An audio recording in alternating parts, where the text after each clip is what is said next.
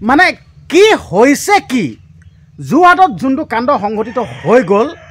একদম ঘৃণনীয় লজ্জাজনক মানে দুজন বাবা দেই বাবা দুজনৰ গাত কাপোৰ কানি নাই হাতী হু জোকাৰি জোকাৰি ৰাজপথত ৰেলী উলিয়াইছে চিন্তা কৰক মানে এই সমাজখন কোন দিশে গতি কৰিছে আৰে বাবা তহঁতৰ এইটো নিয়ম তহঁতি চাউৰাই বান্দাত কৰ তহঁতি নাচি থাক যি কৈ থাক তহঁতি হাতী হু জোকাৰ যি জোকাৰ তহঁতৰ কথা কিন্তু মাজমজিয়াত সেইটো কিহৰ নিয়ম লাজ চৰম নাই নেকি বাৰু সঁচাকৈ ভিডিঅ'টো মই পালোঁ নিউজটো পাই কিন্তু মই ভাবিছোঁ আচলতে হ'ব গৈ আছে কি কোনে অনুমতি দিলে সিহঁতক ৰেলী উলিয়াবৰ কাৰণে কোনে পাৰ্মিশ্যন দিলে ইয়াৰ আৰু কিবা ৰহস্য আছে নেকি বাৰু আপোনাৰ কথাটো নিজে চিন্তা কৰক যোৰহাটত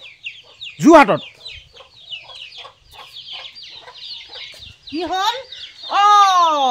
যোৰহাটত এই বাবা ওলাইছে বুলি যিকেইজন মানুহ জোকাৰি নাচিছিলে লাজ নাই কি ইহঁতে তাৰমানে লোভী হেতি নহয় হেৰি এতিয়া এনে ভাণ্ডকিনে বাদেচোন লাজ চব নাই মাইকী মানে পাছত গৈ আছে লাজ লাগিছে না সিহঁতৰ চালা মই সেইবোৰ দেখিলে মন নাযায় সঁচাকৈ দেই কি বাৰু এইবিলাক বাৰু নিজে চিন্তা কৰকচোন বাৰু আপোনালোকে কাপোৰ কানি নাই লাজ নালাগে নেকি বাৰু কি দিশে গতি কৰিছে বাৰু মানে কি মানে হাতী হু জোকাৰি মানে ৰাস্তাত মানে ৰেলী কৰিলে মানে কি অপায় মংগল দূৰ হয় নেকি বেমাৰ আজাৰ দূৰ হয় নেকি আৰু যোনকেইজনে মানে প্ৰতিবাদ কৰিলে আকৌ প্ৰতিবাদকাৰীকে বোলে আৰক্ষীয়ে বোলে গ্ৰেপ্তাৰ কৰিছে কেনেকুৱা হ'ব লাগিব নিজে চিন্তা কৰকচোন বাৰু কথাটো